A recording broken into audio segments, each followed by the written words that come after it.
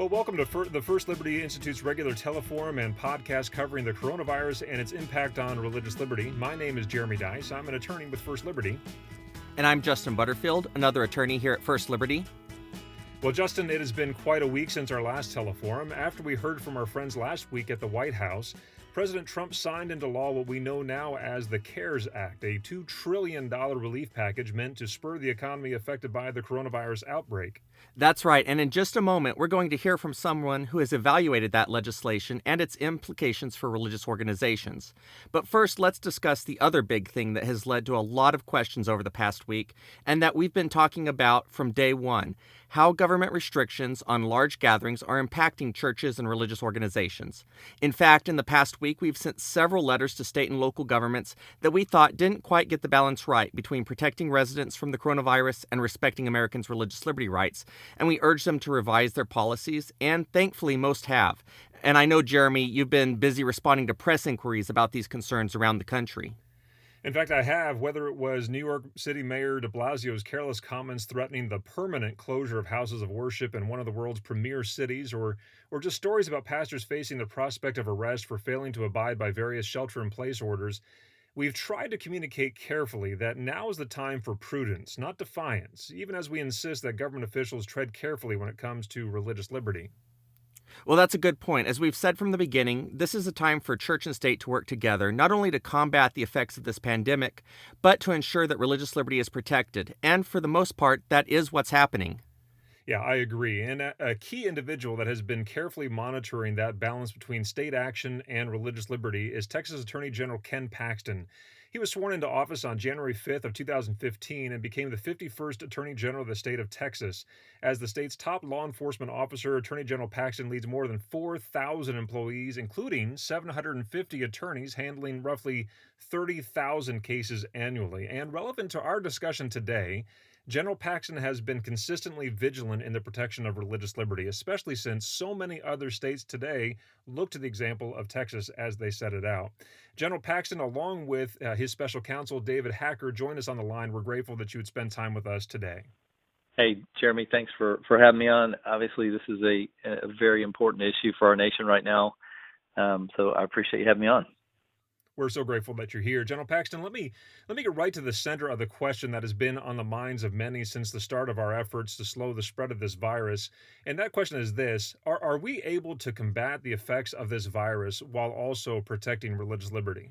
That's a great question. It's a challenging question, but I would say the answer is yes. And I think Kelly Shackford's article in the Washington Post is exactly on point. Prudence versus defiance. Certainly, government has to treat churches no different. They can't treat them worse in these cases and make it more difficult for them to operate than other organizations or other businesses. Maybe Mayor de Blasio had suggested shutting them down. That would not be something we support. And as you said earlier, my office has really probably had more focus on religious liberty cases and issues than maybe any other state attorney general in the history of the country.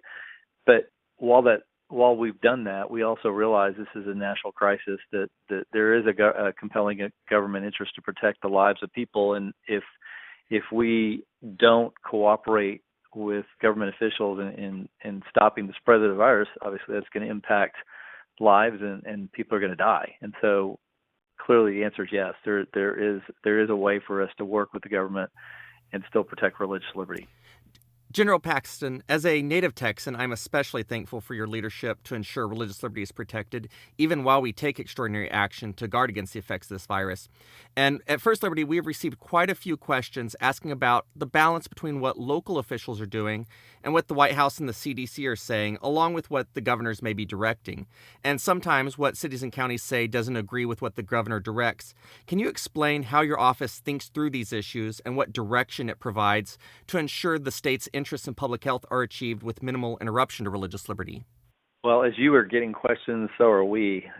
Every single day we're getting questions to clarify, because we're operating in a different world where you have governors and presidents and local officials operating with powers they typically don't have. And so there's a lot of confusion about it. Sometimes there's a lack of clarity in the law because we've we haven't been in this spot before. But in my state, particularly, the governor has the authority over the local. So if there's a contradiction between the governor's pronouncement and locals, the governor's pronouncement is what guides us. It gets a little more complicated when we're dealing with federal guidelines because obviously the federal government has certain powers, but certain other powers are reserved to the state. So those tend to come down to sort of individual analysis and figuring out what we're going to do based on the facts and the law in that particular situation. Now, we did put out some guidelines that I'd like David Hacker, who's special counsel to the Attorney General, to kind of quickly go over. David, if you wouldn't mind just quickly covering those, that'd be great. Yeah, General Paxton, thanks so much. You're right. We did issue some guidance earlier this week in conjunction with the Office of the Governor. And earlier this week, the governor made clear that in Texas, worship, houses of worship, churches, and other religious bodies are essential services. I think there's no question about that. Now, the governor and our office and our guidance clarified that, listen, as houses of worship, we need to do our part to serve our communities and be the best servants to our neighbors and to help them out. And so when possible, houses of worship should try to do things remotely, use the online technology that we have these days to conduct services, be creative in how pastors reach out to their congregants by phone, by video conference, by other means. But sometimes we realize that's not possible. And we want to make sure that religious liberty is protected throughout Texas. And so if it isn't possible to conduct services remotely, what our guidance recommends is that churches follow White House and CDC guidelines to help stop the spread. That includes everything from hand washing and maintaining social distancing to making sure that the churches are sanitized and cleaned in between services and that sort of thing. And then we also finally just recommended that churches work with their local counties and cities to figure out how bad the spread of the virus is in their area. Texas is a big state, our country is even bigger, and so the approach that one church might take in one part of the country or state is going to be different than a church in another part of Texas or the country. And so if the community is experiencing really substantial transmission of the virus, then maybe it is a time to cancel in-person church and to go online to do the video services. But if it's not a situation where the virus is spreading rapidly throughout the community, maybe there's some other ways that you can still have church in person, but make sure that your vulnerable population groups aren't there and are cared for in other ways, and be creative in the other ways that you provide ministry to your communities, whether that be drive-through communion, whether that be holding Easter services maybe outside in the parking lot so you can get that distancing but still have that fellowship. And so our guidance, which I commend to everyone, tries to strike that balance between ensuring that religious liberty is protected and upheld during this national crisis, but also recognizing that we as the church need to do our part to help minimize the spread of the virus and serve our neighbors. Very helpful ways to think through that guidance, and we're grateful that you guys have thought through that for us and put that out there. Let me ask you one more question, General Paxton. This is a little less of a legal question and more of kind of a, well, let's remember who we're talking to today. There's many pastors and religious leaders listening on this call and into the recording that will be posted later on our website. They have congregations to lead, and it's a real time of panic for them to be leading. How would you encourage those that are tasked with leading these houses of worship to respond during this pandemic? Well, one is, as much as possible, I'd say cooperate, because there's a reason to prevent people from being together and contaminating each other. It's clear that they have a compelling reason. And I would say be creative. I think David covered this a little bit. Be creative. Try to think about ways that you can minister differently than maybe you have in the past. It's maybe a great opportunity to start things that otherwise would never have been started and that can be used going forward, even beyond the crisis that we're facing now. And then I'd say, we need spiritual leaders, and we particularly need them right now as people are living in, a lot of fear about their health and about financial issues and their families, and they don't. This is, I think, a real opportunity for spiritual leaders, for pastors, for church leaders to step forward and provide answers for people that may not have been looking when their 401k was where it was a few months ago, but they may be looking for answers now when their health is at risk and their financial future is not so certain and their job is not so certain. So I view this as a real opportunity spiritually for churches and ministries to reach out to people who are clearly hurting and in need. Well, thank you, General Paxton, David, for coming on today. We know that you have unusually busy schedules right now, so we are very grateful and thankful that you would take the time to meet with us and with those on the call. Hey, thank you for what you guys do. It's critically important. You guys are providing lots of resources and answers and help for people that really need it right now, and I'm really grateful that you guys are around to do it. Well, our pleasure, and thanks very much again.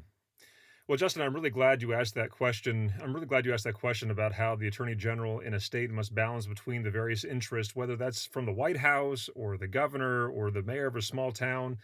Some of what we have seen in the last week, it seems, is just the kinks being worked out as everyone tries their very best to implement its best defense against this virus.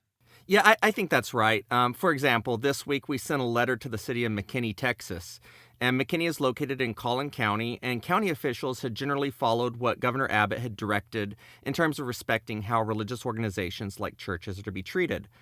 Which was why it was surprising then that McKinney would impose very strict limits on religious ministry. And while the city made allowances for fast food restaurants to stay open by serving through the drive-thru and by pickup order, churches who wanted to distribute food to those in need couldn't. And this is a time when ministries like this are especially important. I know a lot of churches are providing meals to kids who usually get neither meals through the public schools, which obviously aren't open right now. So this limitation was surprising, but we sent McKinney a letter explaining some of the problems with their order, and they quickly corrected the issues. Well, I like that story because it reminds us that there may be some clunky overreach as everyone adjusts to these social distancing requirements. But it's good for us to remind our elected officials that their actions also have consequences. But it's also important to point out that these officials are usually very quick to adjust when problems like this are pointed out. That's right. And let's not miss something here. Everyone seems to be understanding that restrictions on religious liberty, even if temporary, are not what America's about.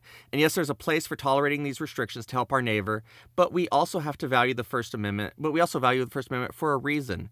And I hope that once we come through this, we'll continue to be vigilant about our first freedom here in America. Yes, very, very well said. All right, let's turn now to another major development in the last week, which is the CARES Act. A week ago, President Trump signed into law a $2 trillion, that's with a T, a $2 trillion relief package meant to bridge the gap while the economy is, well, if you excuse the metaphor, in a bit of a coma due to the shelter-in-place requirements under the law that we're under. Those of you who understand how First Liberty Institute works know that we often partner with lawyers to litigate important matters of religious freedom. These network attorneys also work pro bono on our cases, and one of those network attorneys is a gentleman by the name of Matt Martins. Matt is a partner at WilmerHale, one of the largest law firms in the world. Before he joined WilmerHale, Matt worked for the U.S. Department of Justice under President George W. Bush, and then as Chief Litigation Counsel for the Division of Enforcement at the Securities and Exchange Commission. Matt is also a graduate of Cedarville College, the University of North Carolina School of Law, as well as Dallas Theological Seminary. In addition to all that, he clerked for Chief Justice William Rehnquist at the U.S. Supreme Court. I know Matt best from working with him to defend a very small synagogue in Orange County, California a few years ago on the eve of Yom Kippur to successfully protect their right to practice a millennia-old religious tradition, that involved chickens. More on that, if you're curious, is available for you to read at firstliberty.org. But today, we've asked Matt to join us to help evaluate the CARES Act. So Matt, thanks for joining us. Jeremy, I'm glad to be here. I've really enjoyed working with you all over the last several years. Frankly, it's been one of the most satisfying parts of my practice. So thanks for having me. Well, let me ask you this. There's a number of questions that have been asked and to ask about this new law. And let me start kind of broad, and then I'm going to allow you to get as specific as you care to do. What is the CARES Act, and why should churches and religious organizations and those who lead it listening on this call today, why should they care about it? Well, there's a number of aspects to the CARES Act, but I think the portions that would probably be most relevant to your listeners are threefold. One, there's a provision in the CARES Act that's a $350 billion grant or government backing of loans for payroll protection, what's referred to as the Payroll Protection Act. And that's administered under the Small Business Administration Act, Section 7A, which has historically been a program that's available for small businesses in the United States to get financing that they might not otherwise be available for. As part of the CARES Act, Congress expanded that program to allow not-for-profits, including religious not-for-profits, faith-based not-for-profits, including churches, to apply for those loans. And as a second aspect, those loans can be forgiven up to certain amounts to the extent that they are spent on certain things, mainly payroll expense. And so certain nonprofits could be eligible for forgiveness of those loans for payroll expense that they spend over the 8 weeks after the loan is originated.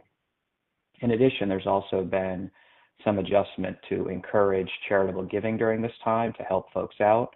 And so if you're someone who would be subject to the cap on deductible charitable contributions, or if you're someone who doesn't itemize deductions and thus wouldn't be able to take advantage of a deduction for charitable giving, Congress has amended the law to provide for a deduction in both of those circumstances. And then lastly, there's a deferral of payroll tax payments. Employer side payroll tax payments are deferred for some period of time during 2020 to give, again, people some breathing room here and during a time when they're probably short on cash. Well, thanks for that summary, Matt. And I know the attorneys at WilmerHale did a really fine job of making public a summary of the many parts, not just those that relate to religious organizations, of the CARES Act, which those listening can download at wilmerhale.com. One of our questions that we received from Christian in Fort Worth asks, he wrote in with a series of questions that basically asked this: if a religious nonprofit were to participate in the loans or grants that are found in the Act, would they then be subject to the non-discrimination laws of the federal government? Would they be forced to spend the monies in a neutral fashion, meaning that they could not be used to further their religious purpose? So that's an issue that we have been very focused on here. One of the first questions I got when I started talking with organizations, I guess a week ago now, churches in particular, was what are the strings attached for these loans that could impact the functioning of religious organizations? And the Section 7A loans do have a non-discrimination provision attached to them, which prohibits discrimination both on the basis of religion, but with an exception for religious organizations and educational institutions, and also on the basis of sex, which I know could be relevant to perhaps some of your listeners who have 10 churches or have churches that limit clergy, for example, on the basis of sex. And so over the last week, there's been significant analysis and effort to work with the administration to work through these issues. And I think where we've landed is that the administration has provided assurance that the statute and the regulations will not be interpreted in a way to impinge on the religious liberty of churches or other religious institutions that apply. Well, it's good news because a lot of people have asked that question. Even during this call, we've received more questions on email about that very thing. Let me also just take a moment to remind our listeners to send us your questions each week and throughout the week at askfli@firstliberty.org. We can't get to all of those questions, but we certainly do try. Remember, we're focusing our questions, or our answers rather, on questions about religious liberty in particular. So help us by focusing your questions on those important aspects of the situation related to religious liberty. But Matt, let me get back to you. One of our listeners in Houston named Hardy, he asked a question about whether we foresee any religious liberty issues with the church accepting an SBA Paycheck Protection Program loan. Your thoughts? So Hardy, thanks for your question. I think what I would say is that certainly in the application process, you'll have to make representations that, again, you won't discriminate in a way that's inconsistent with the law. But as I mentioned, I believe that the administration has provided assurances that those will not be interpreted in a way that impinge on religious liberty. As I mentioned, the two issues that could be applicable are discrimination on basis of religion, but that prohibition is explicitly eliminated for churches or educational institutions. So I don't think there's an issue there. And again, whether the sex discrimination provision would apply to your church would depend on what your church's position is with regard to clergy and who can serve in those roles. But even then, I believe that the administration has understood that, or has taken a position that will not be interpreted in a way that's inconsistent with religious liberty. And I believe that the administration issued a rule noting that the Religious Freedom Restoration Act, as well as the religion clauses of the Constitution, apply to this to the CARES Act, and that the CARES Act will be interpreted in light of those statutory and constitutional protections. That's right. That was the basis for their conclusion, is that every statute that Congress enacts, unless it's explicitly excluded from the application of the Religious Freedom Restoration Act, is subject to it, and that provides a basis for interpreting the statute or the rule, as the case may be, to exempt or provide exceptions when needed to preserve religious liberty. Well, it's very helpful for us to think through, and for those on the call, we're grateful for that. And I would encourage folks to go not only to firstliberty.org to evaluate this further, but download the guidance that WilmerHale has put together at WilmerHale.com. So, Matt, thanks so much for joining us today and for this very clear explanation of the CARES Act and how it applies to churches and religious organizations. And again, thanks for having me, and I'm always glad to work with you guys, and thanks for the invite. Well, Jeremy, we should probably end by quickly discussing what is perhaps the biggest issue that arose this week, something you've already mentioned, and that is we saw New York City Mayor Bill de Blasio suggest that he may permanently close houses of worship if they don't follow the city's orders on large gatherings. And we've also seen some pastors really dig in and face the prospect of arrest warrants for keeping their churches open. What do we make of all of that? Well, first, I would point folks to an article out this morning in the Washington Post written by our boss, Kelly Shackelford, the president of First Liberty Institute, along with Dr. Albert Mohler, from the president of Southern Baptist Theological Seminary in Louisville, Kentucky. But look, I think everyone is just trying to do their best right now in a really difficult and scary time. And frankly, I think Americans will tolerate a lot, including the temporary restriction of some of their most treasured freedoms. But they're not going to tolerate a permanent shutdown of religious freedoms, and nor should they. Careless comments like Mayor de Blasio's don't really help calm the situation at all. At the same time, it's good for us to remember that now's the time for prudence over defiance. The church needs the state's public health apparatus right now, and it's good for us to trust in that. But the state really needs the care, the comfort, and the calm that only America's houses of worship can provide right now.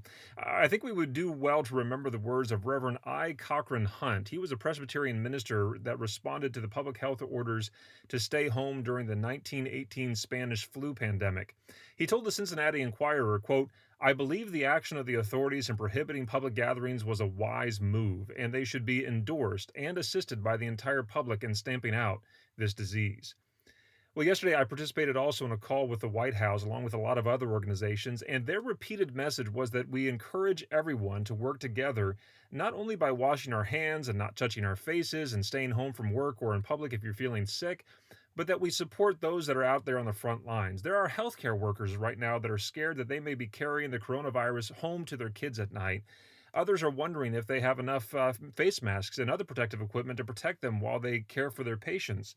When the Spanish flu came to Cincinnati, the Bishop of Cincinnati, Ferdinand Brossart, he directed his diocese to stay home, concluding that they ought to strictly comply with the public health orders of sheltering in place. And while there, he says, quote, "Pray that the impending plague may be averted."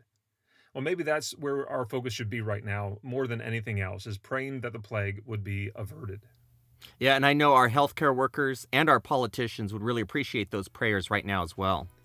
Yeah, I think you're right. Well, Justin, I think we're all out of time. Just a reminder to those listening to the call, we'll be back at the same time and at the same number next week, noon Eastern time at the same number you dialed in this morning. Be sure to invite your friends and your colleagues who you think would benefit from being on this call as well. And be sure to send us your questions throughout the week.